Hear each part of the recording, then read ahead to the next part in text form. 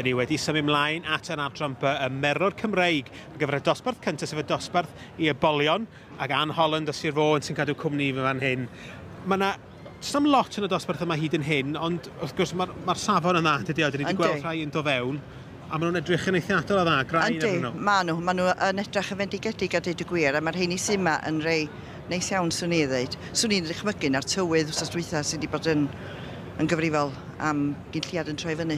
Ac wrth gwrs wedyn mae'n anodd adeg yma'r flwyddyn i gael anifeiliaid yn barod ar gyfer y sioe. Ond mae wedi galon iawn, wedi gosach chi dan dwy droedfedd o ddŵr, mae'n siŵr bod o waith byth. Dyma ni 8-9.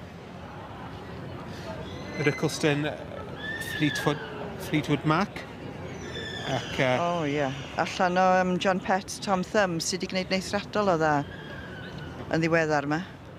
Mae'n braf gweld y progeny allan. Dyma ni Joe Parry o un o'r prydfeidd mwyaf amlwg yr adrampa prydfa Earth.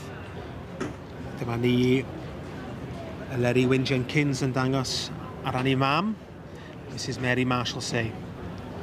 Dyma ni Ystrad Coffi Allegro. Dyna'r march, Lemons Hill Top Note a'r gaseg cawod a deiniog.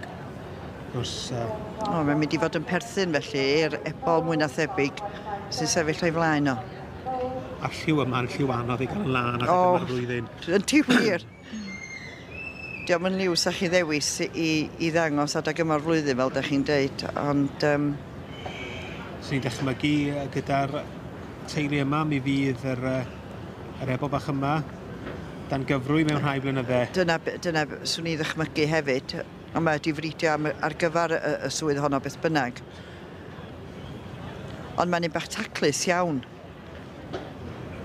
Dyna sy'n anodd hefo cywion. Maen nhw yn datblygu mewn hyrddiat ydyn. Da chi'n gwybod, mae hwn mor dwt. Mae'n anodd gwybod efo beirniadu swclod. Ydych chi'n beirniadu nhw ar rhan potensial neu fel mae nhw ar y diwrnod? Achos mae hynna'n anodd iawn. Mae hynna'n anodd yndi.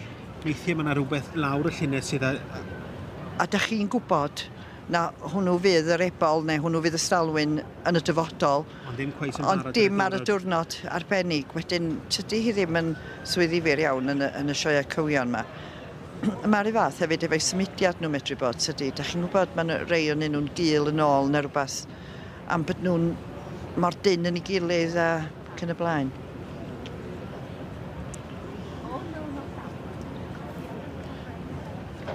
Dyma'r beirniad yn pendroni yn cael golwg bach arall ar y ceffylau yma i weld. Ydy o'n hapus efo'r gosodiadau? Swn i ddychmygu fy hun bod nhw'n... Chi'n gweld unrhyw fath o newid yma'n hyn an? Na, dwi ddim. Dwi ddim yn meddwl... Wel, mae'r tri cyntaf i weld i mi. Fel petai nhw'n dod lawr mewn trefn, os di wedi dewis y cyntaf yn gyntaf, wel, mae'r lleill yn dilyn. Mae'r ebol o ddoth yna, nath o ddim symud cystal ond yn matcho'r un sy'n gyntaf. Yn matcho, dyna, dych bod at y trydydd, wneud sioe dda iawn. Ond os di o'n meddwl am ei bencampwriaeth, mae'n dibynnu'n union be mae'r beirniad yn feddwl amdano fo, pa mae o'n... O, mae'n mynd i newid yn y pen draw, yndi? Mae'n newid y dwytha a'r dwytha ond un. Mae'r het wedi diosg, ac Ann Holt sydd yn mynd â hi Musbury the Troublemaker yn y dosbarth i'r ebolion yn yr adran ba.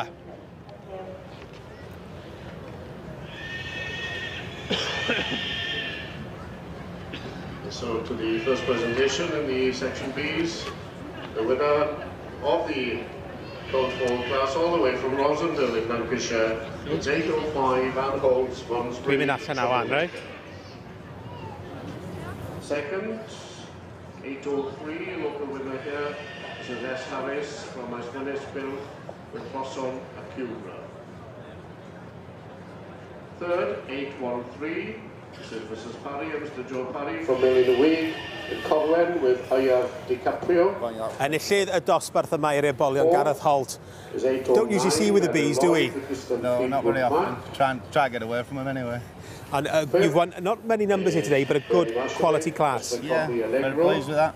His daughter's born in this one. Oh, so look out then. She'll be there much into school, Oh, well, didn't get a day off to come down here. No.